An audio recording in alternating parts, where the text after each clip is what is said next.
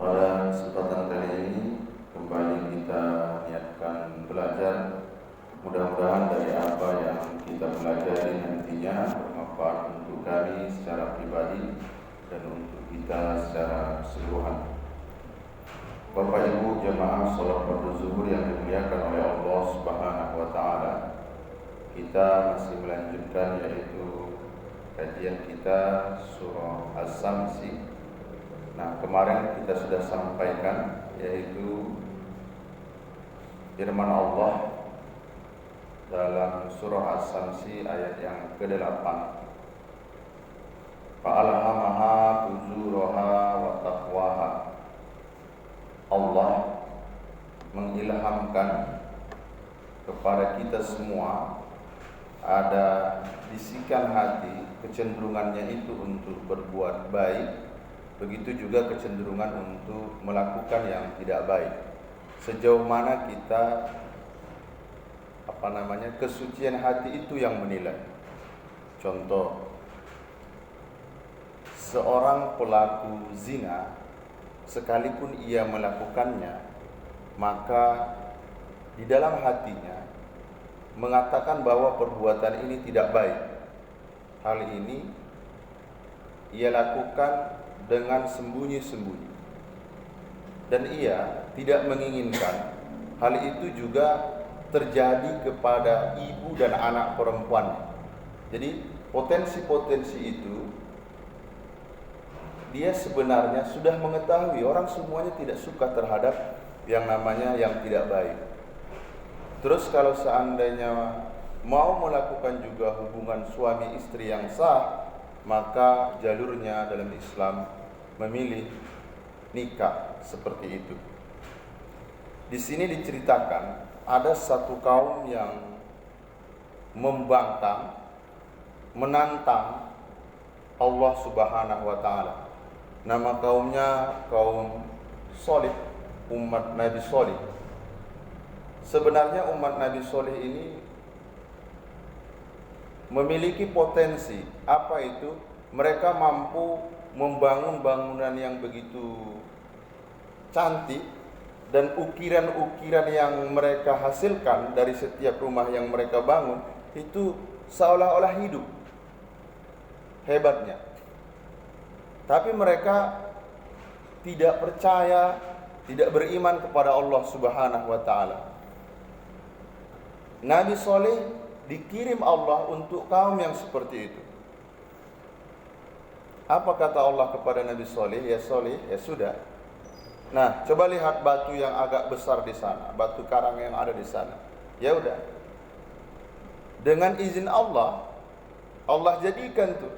Kalau mereka hanya sekedar mengukir seolah-olah ukiran itu hidup, tapi untuk Nabi Shalih, batu yang semulanya dalam tanda petik mati, Allah ciptakan dari situ onta. Nabi Shalih mengantisipasi, wahai kaumku, tolong nih ya, pelihara onta ini, jangan sakiti, minumnya satu hari jangan sakiti. Nah, memang orang Mada di antara satu di antara mereka itu malam hari mereka sembelih. Apa yang terjadi? Nabi Shalih mengatakan, faqala lahum Rasulullah naqatallahi wa suqyaha. Mereka dustakan itu. Nah, di sini apakah pelakunya saja yang Allah hukum? Tidak. Ini introspeksi juga untuk kita, renungan dan evaluasi untuk diri kita. Jadi yang dinamakan masyarakat itu, ketika mereka menyetujui atau menyepakati, itu menunjukkan mereka senang terhadap satu tindakan tadi. Yang melakukan ini hanya beberapa orang, tapi masyarakat tidak ada yang berani mencegah. Justru apa yang dilakukan oleh pimpinan dalam tanda petik orang yang jahat tadi, mereka seolah-olah mengaminkan. Bagaimana marahnya Allah? Di dalam ayat yang ke-14, Padamdama alaihim rabbuhum bidzambihim fasawwaha. Ini mati Pak satu kampung. Diratakan Allah langsung. Mengapa Allah ratakan? Karena tidak ada satu orang pun yang peka terhadap kebaikan. Semuanya diam. Jadi kalau seandainya semuanya diam, maka menyepakati bahwa perbuatan jahat itu. Misal, Bapak tidak suka misalnya apalah yang Bapak tidak suka? Mabuk-mabukan. Ada di RT kita itu orang yang seperti itu. Menasihati tidak belum pernah. Membenci juga tidak. Berarti kita ikut di situ. Cepat atau mungkin dalam bentuk ketenangan.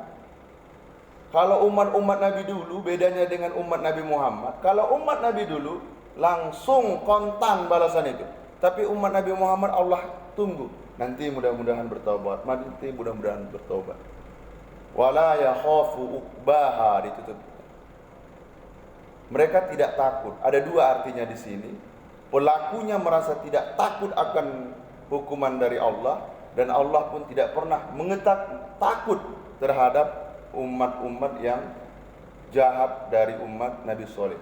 Akhirnya dalam sejarah peradaban dunia ini diratakan Allah. Kenapa? Gara-gara beberapa orang yang melakukan kejahatan dengan membunuh. Mereka bunuh onta itu dan mereka makan.